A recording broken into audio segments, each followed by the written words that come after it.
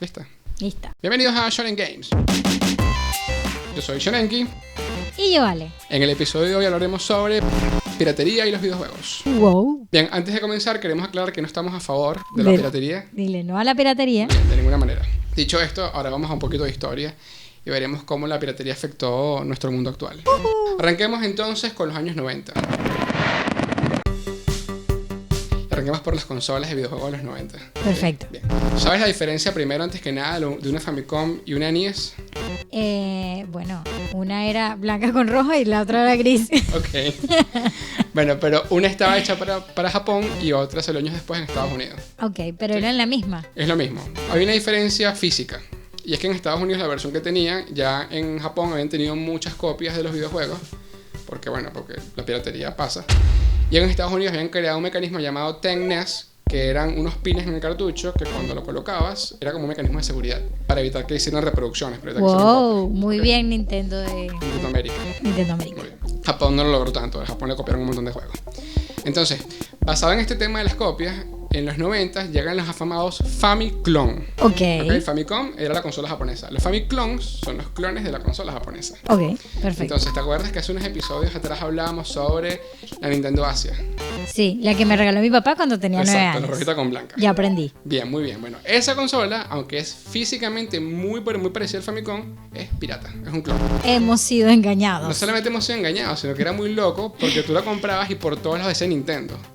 O sea, decía Nintendo en la caja, decía Nintendo en la consola, decía Nintendo en el manual, tenía la garantía de Nintendo en el librito. O sea, es como, marico, basta de sacar de tabla con la gente y engañarla. Es que yo me acuerdo cuando mi papá me la dio en Navidad, para mí eso era Nintendo. O sea, Bueno, jamás por todos pensé lados que era. decía Nintendo. Incluso tenía el sello oficial de Nintendo. Dios, pero Pero qué en un lado grave. decía ensamblada en Venezuela. ¿Quién la ensambló? No lo sé y no lo consiguió. Si alguien lo sabe, por favor díganlo en los comentarios y nos ilumina porque no tenemos ni idea de dónde demonios salió la Nintendo. ¿A quién se le así. ocurrió la brillante idea? Otra copia que tengo acá registrada, que es el Family Game, que fue la que sale en Argentina, la ensambló una empresa llamada Electrolab, leía juegos de Famicom, pero era como circular.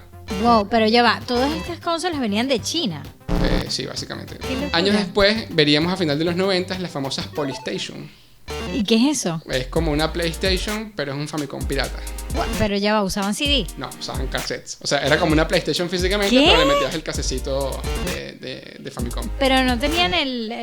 No, era todo mentira. Era la estructura plástica con el coso para que le metieras el cartucho. Y traía pistolas y raro. volantes y duraban Qué como 2 horas y loco. luego se fundían. Petar estaba hasta el culo de estas cosas. Así, De PlayStation. Sí, de PlayStation. Esa sí no la tuve. No, que ya eso fue año 98, 99, fue que yo más o menos comencé a verla Claro. en comercios informales más que todo. Y bueno, y por último, en esa década hubo una cantidad de clones integrados, o sea, de consolas clónicas que ya traían juegos integrados.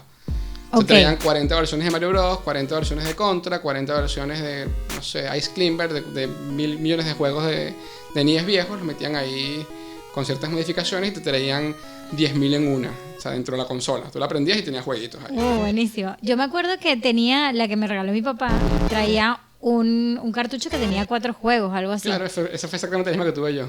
Traía Bomberman, El Circo de Charlie, Star Force. ¡Circo de Charlie! Sí. El mejor juego de la vida. Y muy difícil. Y el Fórmula 1 Race, no sé qué, que mi hermano decía, mira los gráficos como pique el caucho. Mi hermano le encantaban los carros. Entonces me decía, mira como pique el caucho. Y te dije, marico, un pedazo de píxel ahí. O sea, no hay nada demasiado místico Qué bien. en eso, sí. Esa fue la primera, creo que de muchos probablemente. Te pongo en contexto de que había esta movida pirata de clonar las consolas y obviamente juegos que eran mucho más económicos que los juegos originales que fabricaban para Famicom Japón y para Nintendo América. Okay. Ahora, lista de juegos piratas hay un montón, pero creo que la que más destaca es la de juegos de Mario. Ok. Sabemos que Mario Bros tuvo 3 entregas. Ok. El Mario Bros 1, que Perfecto. todos los conocimos, que es el del param pam, ¿sí? Sí. El Mario Bros 2, que más adelante hablaremos sobre él, que podías elegir a Peach, a Longuito, a Luigi y tal, y era como diferente el juego, era como otra mecánica. Ese nunca lo jugué. Estaba bueno. Y el Mario Bros 3, que es el de la colita, que es tu favorito. Es mi favorito. Muy bien, Y el favorito de muchos seguidores, Es por cierto, cierto. sí, ya lo vimos también. Después de allí, el siguiente Mario, que sería Mario 4, sería el Mario World, que es el de Super Nintendo. Ok. Pero nuestros panas los chinos dijeron, no, ¿por qué nos quedamos allí? Hagamos más Marios. Yo te pregunto, ¿cuántos Marios crees tú que salieron en China? A ver, en China, 10. No. ¿Más? Un poquito más. Wow. A ver, 15, ya está. A ver, no. Voy a mencionarte nada más los Marios que tenían un número, o sea, los numerados. Ok. ¿Ok? Está Super Bros. 4 1990, Mario 4 en romano, Super Bros. 5, donde Mario se llamaba Merio, no sé por qué, Super Bros. 6, Super Mario Bros. 7, Super Bros. 8, Super Bros. 9, Super Bros. 10 Kung Fu Mari, Super Bros. 11 Mario Adventure, Super Mario 12, Super Mario Bros. 13, Super Mario Bros. 14, Mario Bros. 14 Adventure, Mario 15 Sonic Bros, Mario 16 Super Bros. Jurassic Park, ¡No! Super Bros. 16 y Super Bros. 17. Es decir, habían 17 juegos de Mario, aparte de los 3 originales. What? Solamente Pero es increíble. numerados, solamente numerados. Ah, ¿hay más? Sí, hay 24 juegos más no numerados. 24. Sí, hay un total de 41 juegos de Mario No. piratas. No Qué numerados. locura. Están basados en juegos de Tiny Toons. Por ejemplo, el Mario 10 Kung Fu Mari está basado en un juego de Jackie Chan, que es buenísimo. Por favor, dime que pelean. Claro, y aparte es súper divertido porque es un Mario como papiado y cabezón. Ah, no. Porque el personaje era grande, el sprite. Entonces es como todo fuerte, todo fornido y la cabeza gigante de Mario así con un bigote todo extraño y un gorrito blanco. ¿Qué? Me encanta. Sí. ¿Lo tienes? Creo que lo tengo, sí. Uno por ahí crónico que tengo, un cartucho pirata me vino. También estaba uno que es el Super Mario Bros. 15 que trae a Sonic en vez de a Mario. O sea, es Mario Bros. 1 pero con Sonic. ¡Qué loco! Sí, y está también el Super Simpson, que básicamente es Bart Simpson dentro del juego. Pero, ¿cómo? O sea, es Bart Simpson en el juego de Mario Bros. Sí, claro, o sea, en vez de Mario, eres Bart Simpson. Y corres por todos lados. Luego teníamos entonces los famosos 200 millones de juegos en uno, que básicamente era Mario 1, Contra y 3 tonterías más, con alteraciones que eran una mierda. Pero bueno, uno los comparaba y decía, tengo 10 millones de juegos en uno, pero era mentira. Luego estaban el que te mencioné, que son estos que traían 7 juegos, 5 juegos, que eran juegos buenos. Este que yo te dije me trajo, por ejemplo, Double Dragon, Tortugas Ninja 2, Aventuras en la Isla, o sea, eran juegos de la época de los buenos. Te eché el cuento ahorita de cómo los chinorris agarraron y hicieron toda esta cantidad de copias clónicas locas y hicieron un montón de modificaciones. Ok. Pero ahora te voy a contar cómo Nintendo hizo exactamente lo mismo.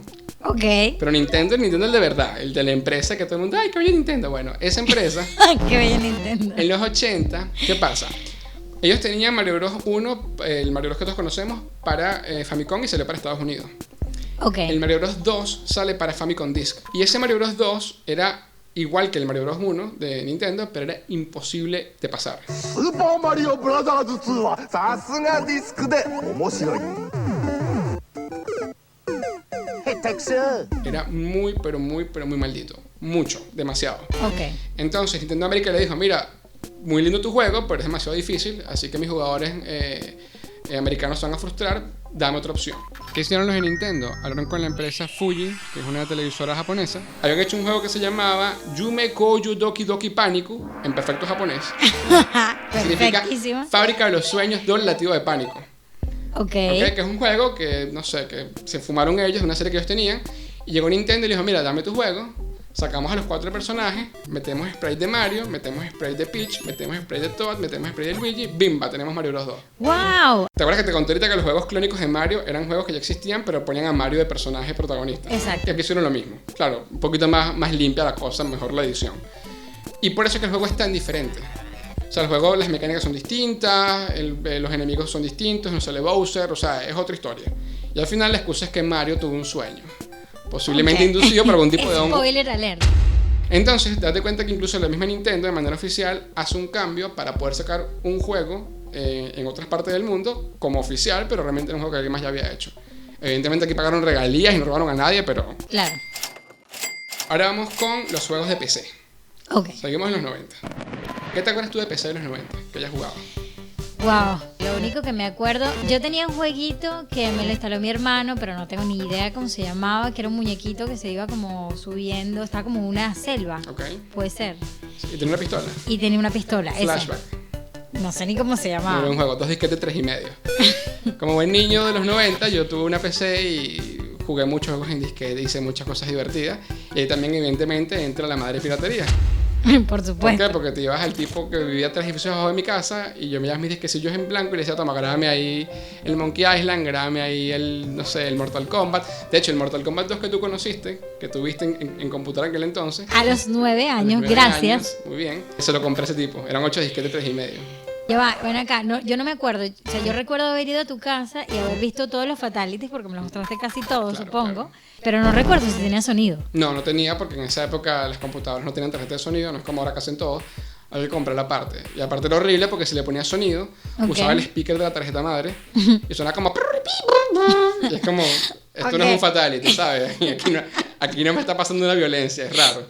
Era muy raro. Ah, entonces cuando yo lo vi, no, tú no tenías sonido ya. No, a ver, era la época del Windows 3.1, era la época del DOS, era una época que había que saber manejar la terminal, y había que saber echar comando y consola y cosas. Explícame cómo sabías tú hacer todo eso a esa edad. Bueno, porque- Tenías 9 años igual que yo. Claro, mi hermana trabajaba en Siemens y mi hermana Ajá. trabajaba en un departamento que usaban AutoCAD y en esa época saber DOS era muy importante. Se vino un ingeniero a la casa y empezó a darle clases, yo me metí ahí todo coleado y me dijeron, mira, sabes que ando y tómate viendo las clases. Al final del día, lo único que aprendió fui yo a hacer las cosas. Y solamente para montar videojuegos. Claro, porque era un peo, porque yo iba a jugar, por ejemplo, Doom, y tienes que saber cómo instalarlo, cómo era el tema de los disquetes, cómo meterte en la unidad de disco, en el floppy, por la consola de OS, o sea, era todo un misticismo, ¿entiendes? Y si se cagaba un disquete, moría, o sea, adiós a tu vida, todo porque el disquete no funcionaba, el juego no te iba a andar, Ok. ¿entiendes? O sea, era una época bastante bonita, bastante hermosa y nostálgica de mi infancia.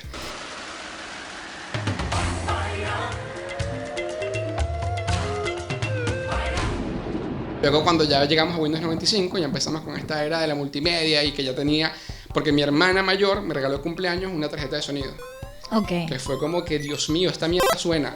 O sea, ponía el Monkey Island y tenía música, es como, wow, jugaba Doom y sonaba, wow, mierda, increíble, bien. Yo sé que a ustedes no les importa ahorita porque todo suena, pero cuando tenías esa edad y sonaba pi, pi, pu, y de repente suena de verdad y dices, mierda, suena. Mi hermana me regaló esto y junto con eso tuve mi primer juego en CD-ROM, que fue Mega Man X. Que aparte era un Wow. tema porque teníamos que ir a un sitio, que creo que era en Santa Mónica, me mostraban un catálogo de juegos, estabas ahí un montón de tiempo, decías quiero este, eran carísimos los juegos y eran copias además, y lo buscabas a los 4 días. Pero ¿por qué tardaba tanto? Si quemaron, sí es una cosa Bueno, rápida. quemar un CD hace unos años y ahorita es rápido, pero quemar CD en el año 95, 96 se lanzaban que sí, 8 horas quemando un CD, ¿entiendes? Era lentísimo, no me acordaba de eso. Aparte es un peo porque si la computadora le hacías cualquier cosa a la memoria RAM porque abrías una aplicación o algo, perdías el disco. Y una de las cosas quizás más simpáticas que recuerdo yo de la PC y que posiblemente mucha la gente que nos vea también son los emuladores.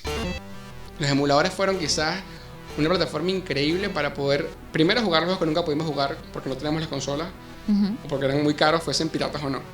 Y segundo, porque había la posibilidad, que me parece increíble, de que jugadores de otras partes del mundo, o programadores básicamente, dijeran, bueno, listo, yo aquí tengo este juego en japonés, que nunca nadie lo ha jugado en inglés o en español, lo traducimos y te lanzamos el ROM para que tú lo bajes. El emulador funcionaba Ok. de una manera muy simple. Tú bajas el emulador a tu computadora, alguien colocaba un ROM, que básicamente era la lectura del juego a un archivo en computadora y ese emulador lo reproducía como si fuese la consola, ¿ok? Entonces básicamente podías jugar todos los Mario, todos los Mega Man, todo lo que te diera la gana, ¿entiendes? Yo debo decir que yo le agradezco al emulador y gracias a ese y únicamente a eso yo pude pasar Mario 3. Claro, con el F5 y el F7, porque Por podías supuesto, salvar era F5, F7 cada vez que avanzaba 5 metros. Claro, entonces la parte de los emuladores es súper interesante, que aún hay un debate si es piratería o no, o si es una preservación histórica de los videojuegos, porque de hecho han podido recuperar videojuegos que están incompletos y que la gente pudiese probarlos en sus computadoras, lo cual está brutal.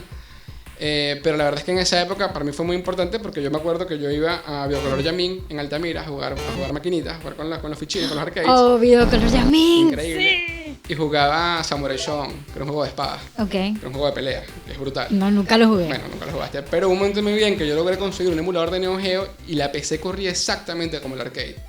Fue como, mierda, tengo en mi casa Samurai Shodown, esto es increíble. Y podías darle F5, F7. No, igual no importa, le echabas coñazo ahí con todo el mundo espacio ahí. Ah, ok. Y todo perfecto. Fue un momento interesantísimo del momento de la emulación en los videojuegos en PC. Te hablé de los 90, luego ya un poco PC, un poco consola. Pasado esto, entonces vamos a años 2000, 2002, 2005, 2007, hasta el 2012 más o menos. Ok. En ese periodo de tiempo tuvimos varias generaciones de consolas. Muchas se podían piratear a través de CDs grabados, a través de DVDs grabados, a través de memorias SD, como por ejemplo la PSP, o de un dispositivo como un cartucho con memoria SD, como el R4 de la DS, que permitieron que la gente pudiese acceder a más juegos y jugar mucho más tiempo, hasta que en la actualidad ya prácticamente está extinta la piratería. O sea, la última generación de consolas ya no hay manera de que clones nada, todo viene, o sea, todo ya es digital. Ya la gente juega más juegos en línea tipo Fortnite que no requieren nada y que son gratis además. Entonces, de alguna manera, la industria supo dar la vuelta correctamente al asunto para... Claro, la industria le ganó a la piratería. Sí, al final le ganas porque ya ni la necesidad de hacerlo. Es como el streaming de Netflix o Crunchyroll con el anime. No es tan costoso y, bueno, básicamente hace que todo se normalice. Este tema me parecía muy interesante porque más allá de todo lo que hablamos al principio, entra en el debate lo siguiente. ¿Fue realmente la piratería de los 90 la causante de que, por lo menos en Latinoamérica, no hablo del mundo, hablo de Latinoamérica puntualmente, generara una generación de jugadores?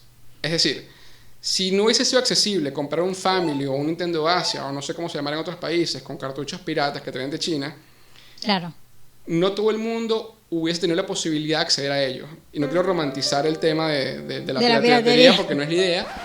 Y tampoco los chinos lo que querían era plata, o sea, no nos cagamos con los chinos, claro, querían era pero billete ya. yo tengo una cosa en la cabeza. A lo mejor Nintendo y Sega hicieron todo esto para ganar el mercado latinoamericano a bajo costo. A bajo costo y había 30 años al futuro.